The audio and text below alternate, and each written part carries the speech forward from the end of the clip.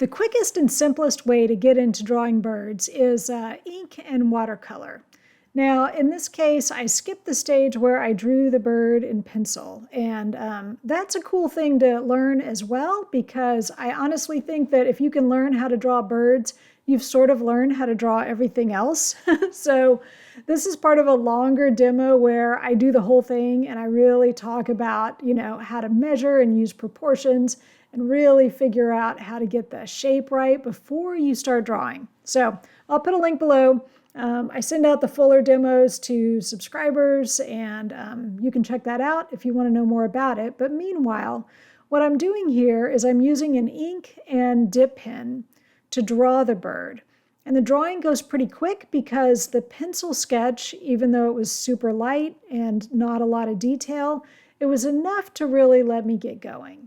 And of course, you don't have to use an ink and dip pen. You could use a fountain pen, you could use a marker, you could use any kind of regular drawing pen, as long as it's waterproof, because we're going to put watercolor on top.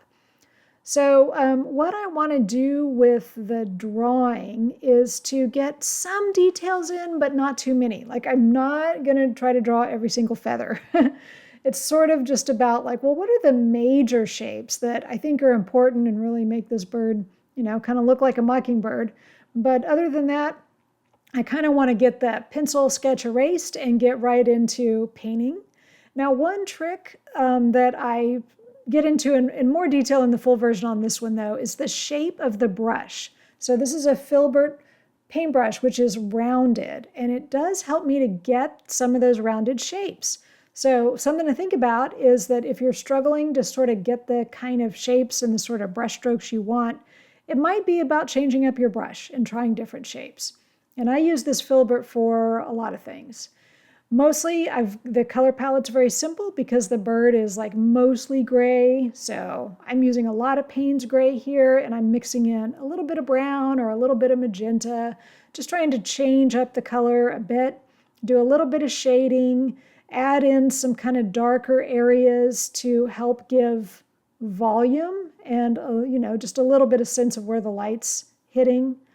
But that's really all there is to it. I've done not just one sketchbook, but like 3 whole sketchbooks of these. So if you're interested, I'm actually doing a whole unit on birds right now. I'll give you the link below if you want to check it out. But also, please like and subscribe to this video, and you'll get to see a lot more like these. And here's the finished drawing. So I hope you'll give this a try.